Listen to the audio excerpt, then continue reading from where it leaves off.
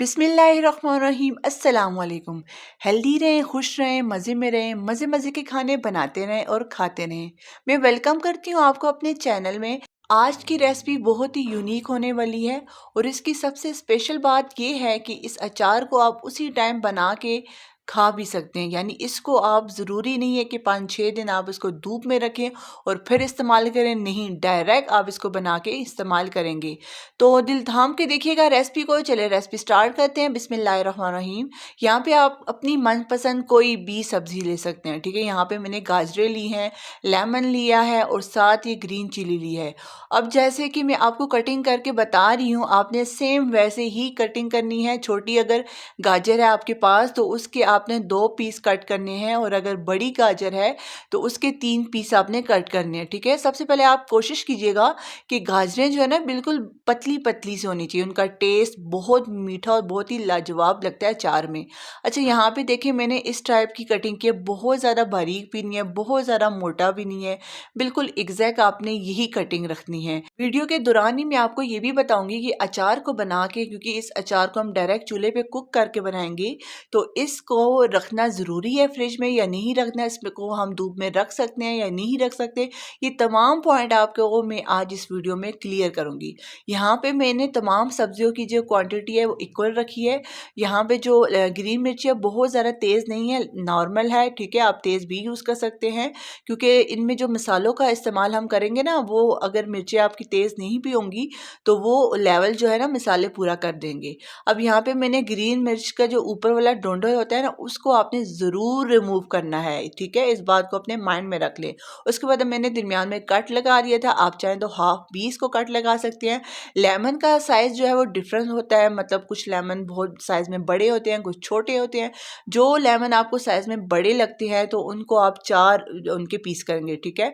और जो आपको साइज़ में छोटे लगते हैं तो उसको सिर्फ सेंटर में ही कट करेंगे। ये लेमन डालना ऑप्शनल है, अगर आपको पसंद नहीं है तो उसको आप टोटली स्किप कर सकते हैं। सिर्फ मिर्ची, गाजर और अगर आपके पास मूली घर में है तो उसको भी इसमें ऐड कर सकते हैं। अच्छा जी, टाइम को बचाने के लिए मैंने तमाम सब्जियां जो है वो काट ली हैं। आपने भी बिल्कुल एग्जैक्ट ऐसे ही इसकी कटिंग करनी है। अच्छा, अब यहाँ पे कुछ स्पाइसेस लेते हैं, जिसमें सबसे पहले 2 टेबलस्पून हमारे पास साबुत काली मिर्च है, 2 टेबलस्पून ही हमने ज़ीरा का यूज़ करना है। उसके बाद यहाँ पे हमारे पास मेथी दाना है, ये थोड़ी सी मोटी वाली मेथी आपने वो यूज़ करनी है और वो आपने यूज़ करनी है हाफ टी स्पून, ठीक है। इसकी मिकदार, इसकी क्वांटिटी आपने ज़्यादा नहीं रखनी वरना आपका अचार कड़वा हो सकता है। इसमें हम अजवाइन भी यूज़ करेंगे जो कि 1 टीस्पून है। ये तमाम वो इंग्रेडिएंट्स हैं जिनको हम हल्का सा फ्राई करेंगे और उसके बाद इनको हम मोटा मोटा सा पीस लेंगे। उसके बाद ये सूखा धनिया है जो कि 2 टेबलस्पून है। साथ ही यहाँ पे ड्राई हमारे पास रेड चिली है। इसकी जगह अगर आपके पास गोल वाली है ना तो वो आप 10 से 12 यूज़ करेंगे। और इसके बाद इनको बस हमने फ्राई करना है। अब जो बिल्कुल जिनको हमने फ्राई नहीं करना वो इंग्रेडिएंट्स इलादा से मिक्स करके हम पहले ही रख देते हैं, जिसमें सबसे पहले 1 टेबलस्पून कलवंजी है और 1 टेबलस्पून ही हमारे पास राही है, जिसे कि हम मस्टर्ड सीड भी कहते हैं। साथ ही रेड चिली पाउडर लेंगे 1.5 टेबल स्पून। इसकी क्वांटिटी में ज़्यादा रख रही हूँ क्योंकि मुझे ज़रा ना बड़ा स्पाइसी सा चटपटा सा अचार बनाना है। साथ ही हम लेंगे हल्दी जो कि हम लेंगे हाफ टेबल स्पून। और आपने नमक का यूज़ करना है 1.5 टेबल स्पून, या आपके टेस्ट के अकॉर्डिंग है। अगर आपको ज़्यादा पसंद है तो ज़्यादा है, लेकिन अचार में थोड़ा सा नमक ना तेज़ ही अच्छा लगता है। अच्छा जी, इनको आपने मिक्स करके एक साइड पे रख देना है और किस स्टेज पे इनको आपने अपने अचार में डालेंगे वो मैं आपको आगे चल के बताऊंगी। और ये जो जितने भी हमने साबुत स्पाइसेस लिए थे इनको आपने लेके थोड़ी सा फ्राई करना है उस वक्त तक जब तक इनमें खुशबू नहीं आ जाती। आपने अवर कुक बिल्कुल नहीं करना कि ये जल जाए, जस्ट इसमें हल्की हल्की स्मेल, इन्हीं की अपनी स्पाइसेस की स्मेल आ जाए, ठीक है। उसके बाद आपने किसी भी ब्लेंडर जार में लेना है, उसमें डालना है। आपने बहुत ज़्यादा फाइन पेस्ट नहीं बनाना, थोड़ा सा मोटा मोटा रखना है क्योंकि अचार में वही चीज़ जो है ना थोड़ी सी मोटी मोटी जो नज़र आ रही होती है मज़ेदार सी लगती है। अच्छा जी, दोनों मसालों को हम एक ही जगह मिक्स कर लेंगे। जो हमने पहले डाले थे जिनको हमने बिल्कुल भी रोस्ट नहीं किया था वो वाले, और जो अभी हमने फ्राई किए थे, और इन दोनों को हम जो इकट्ठा कर लेंगे, क्योंकि इस सबको हम इकट्ठा ही अपने अचार में ऐड करेंगे। और इसके साथ ही किसी भी पॉइंट पे आपको मेरी वीडियो पसंद आ रही है तो प्लीज़ चैनल को लाइक कर दे, सब्सक्राइब कर दे और प्यारा सा कमेंट तो ज़रूर छोड़िएगा, ताकि इसी तरह मेरी हौसला अफजाई होती रहे और मैं अच्छी अच्छी वीडियो आपके लिए बनाती रहूँ। यहाँ पे आपने एक कढ़ाई लेनी है जिसमें 2 कप आपने मस्टर्ड ऑयल यानी सरसों का तेल लेना है। अचार में इसी ऑयल को आपने यूज़ करना है, और सबसे पहले आपने ऑयल को बहुत ज़्यादा सही, जो उबलता हुआ ऑयल होता है ना, सही उसको गर्म करना है।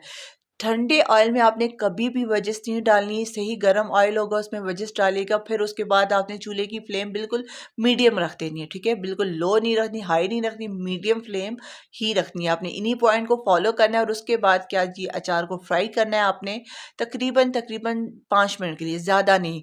और देखिए मैं साथ साथ फ्राई कर रही हूँ तो आहिस्ता सा, ये देखें सब्जियाँ पानी यहाँ पे बिल्कुल भी नहीं छोड़ेंगी, क्योंकि इन सब्जियों को मैंने पहले ड्राई किया था। यानी हम होता है ना घर में गाजरें आती है, लेमन आता है, तो उनको वॉश करते हैं, वॉश करके मैंने एक दिन के लिए इनको खुला पंखे के नीचे आप नहीं छोड़ सकते, धूप में या कहीं भी छोड़ दें जहाँ पे वो एक दिन के लिए तमाम वेजेस जो है ना ड्राई हो जाए, तो उसके बाद आप काट के यूज़ करें, डायरेक्ट नहीं, ठीक है।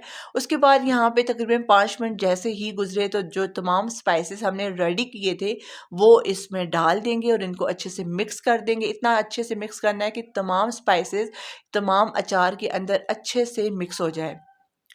यहाँ पे मुझे मसाला थोड़ा सा कम लग रहा था, पहले मैंने थोड़ा बचा के लगा रखा, लेकिन उसके बाद मैंने सारा डाल दिया, ताकि मुझे ना बड़ा स्पाइसी सा, चटपटा सा, मज़ेदार सा अचार चाहिए था। अच्छा, यहाँ पे सिरके का जो इस्तेमाल है वो बहुत ही स्पेशल है। वो यही वो स्पेशल इंग्रेडिएंट्स है जिससे आपका अचार जो है वो जल्दी ख़राब नहीं होगा। इसमें तकरीबन 2 टेबलस्पून मैंने सिरका यूज़ किया है। काफ़ी लंबे अरसे तक आप इसको स्टोर करके रख सकते हैं। फ्रिज में अगर आप रखेंगे तो 5 टू 6 मंथ आप इजीली इसको यूज़ कर सकते हैं। लेकिन इसके लिए ज़रूरी ये है कि आपने अचार को एयर टाइट कंटेनर में रखना है, ठीक है, जिससे हवा का गुज़र बिल्कुल भी ना हो। जब भी आपने अचार को यूज़ करना है तो हमेशा फ्रेश स्पून लेनी है और उसके साथ पानी बिल्कुल नहीं लगाओ। आपने यूज़ करना है उस स्पून को, जो है वो आपने दोबारा अचार के अंदर यूज़ नहीं करनी। और इस तरह आप अचार में ऐसी छोटी छोटी एहतियात करेंगे ना, तो आपका अचार कभी भी 5 टू 6 मंथ के लिए ख़राब नहीं होगा, ऐसे ही फ्रेश रहेगा। और इस अचार की सबसे अहम बात, आप इसको डायरेक्ट यूज़ करें, डायरेक्ट इस्तेमाल करें। अगर इसमें फिर भी थोड़ा सा कच्चापन हो तो 2 से 3 दिन के लिए आप इसको धूप में रख सकते हैं। वीडियो तो आपने कंप्लीट देख लिया, जाते जाते वीडियो पे एक प्यारा सा कमेंट छोड़ दे, वीडियो को सब्सक्राइब कर दे। जो भी मेरे न्यू सब्सक्राइबर हैं वो ज़रूर वीडियो को सब्सक्राइब करें, लाइक करें और अपने प्यारों के साथ इस मज़ेदार रेसिपी को शेयर कीजिएगा। मिलते हैं एक नई वीडियो के साथ, एक नई रेसिपी के साथ। अपना ख्याल रखिएगा। अल्लाह हाफिज़।